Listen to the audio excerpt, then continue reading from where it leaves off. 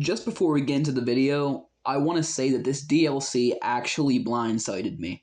I booted it up expecting a couple characters, maybe a stage or two, but instead I got hit with a whole buffet of content. I sat down thinking I'd play for 20 minutes, and suddenly nearly 3 hours disappeared, so yeah, let's talk about it. Alright, so I've been digging into the new Sparking Zero DLC, and I'm going to be honest with you, they did not hold back. There's an entire metric ton of content in there. Like new characters, gameplay, animations, stages, and transformations. It's actually wild how much they packed into this thing. But instead of doing a giant gameplay marathon, I'm just going to talk about the characters that I've been messing with in particular, and give you a general review on said characters, because that's way more fun and easy for me to make, and probably more enjoyable for you to watch.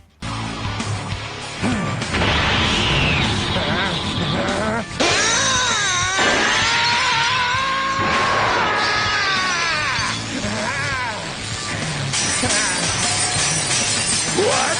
No way!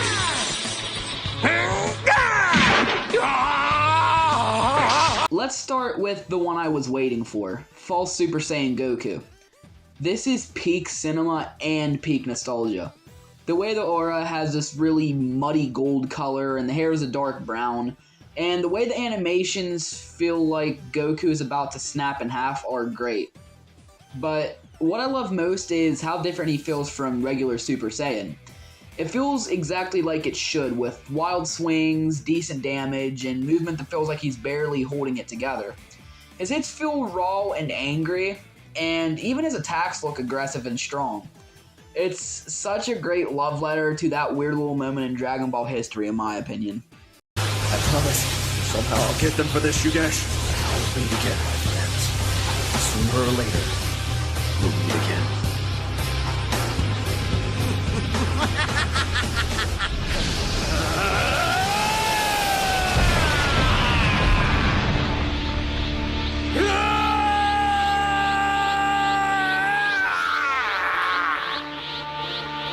What? Next up, Super Saiyan Bardock.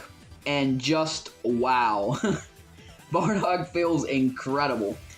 He's one of those characters where every punch feels like it has weight behind it. He plays like a proper mid-range brawler, having clean movement, satisfying strings, and a rhythm that feels perfect.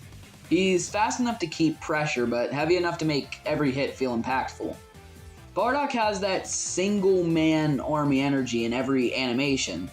He's one of those characters that you can pick up and immediately love to play. Additionally, I also find the interaction between him and Fasha hilarious because, well, I'll just show you a clip.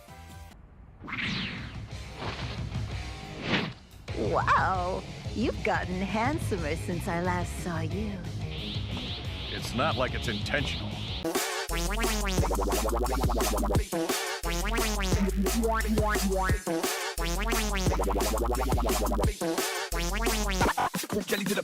She's quick-paced, easy to maneuver, and her combos feel like she's dancing around the opponent. She plays great for people with a more hit-and-run playstyle, much like myself. And that's exactly why I've been maining her. She's got quick startup, her dash speed is insane, and she's one of those characters who punishes you for blinking. She also feels like she's one step ahead of the opponent, and that is a playstyle that personally I love.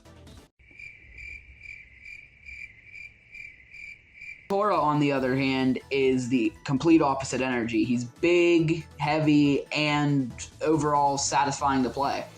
He hits like a truck and plays like a bruiser, with slower movement, but massive payoff when he connects.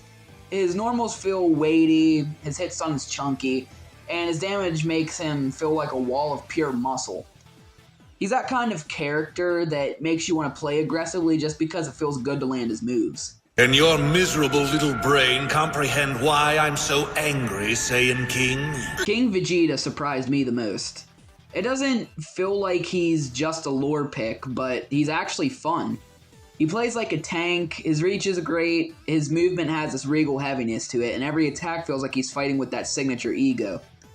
He's slow, sure, but he's powerful, and his attacks have nice damage to them too. He feels like he could be a boss character because while he's not the fastest, he is absolutely dangerous if you let him breathe. Nobody can beat me when I'm Super 17. Nobody can beat me. Now, let's talk about Super 17 because this man is ridiculous. His key control feels insane. His ranged options are clean, his combos are smooth, he plays like a character built to dominate space, having quick blasts, slick movement, and a flow that feels great. Honestly though, not much else to say about him in my opinion. Really? You want to fight me?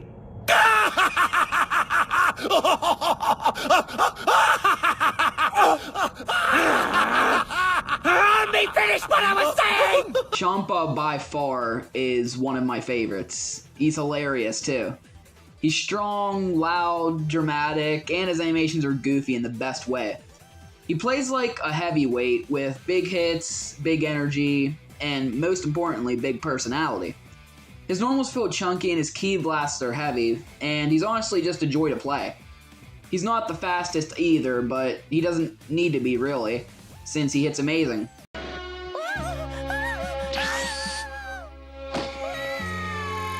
And then there's Zanya, who is way better than people expect. She's fast, stylish, and her moveset feels clean. She plays best like a precision character from my experience, having smooth movement and a flow that feels almost dancer-like. She's one of those characters that feels underrated until you actually try her, and I honestly recommend using her because she's pretty fun to play. And before I forget, the new Limit Breaker Journey mode is awesome as hell. It is simple, but in the best way.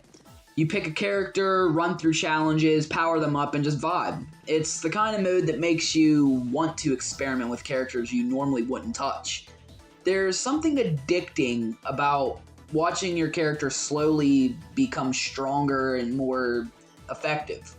It adds a ton of replay value to the DLC, and honestly, it's one of the coolest additions they've made. It feels like a mini RPG tucked inside the game itself. Additionally, the new stages are gorgeous. Planet Vegeta's stratosphere looks insane. Kami's palace has beautiful lighting, and a little bit unrelated, but I should mention this too, the camera work during transformations is way better than I expected. And aside from that, even the small details like hit sparks, aura flares, movement trails, they all feel upgraded. It's evidently clear they put effort into making this DLC feel like a real expansion. And I gotta say this too, $35 for all this, by the way. That's, in my opinion, pretty generous for what they gave us. $35, that feels like a favor. They could have easily charged more, but they didn't, so respect. Anyway, overall, this DLC is absolutely worth it from my experience. There's tons of content, polish, and nostalgia, and a lot of love put into the characters. If you're a Dragon Ball fan, which I'm going to assume you are since you're watching this video, you're going to have a blast with it. And now that False Super Saiyan is officially back in a modern game, expect a video on that soon because I'm pretty excited about that. Let me know what you want me to cover next. This is Curse Saturn, and I'll catch you in the next one. Peace out.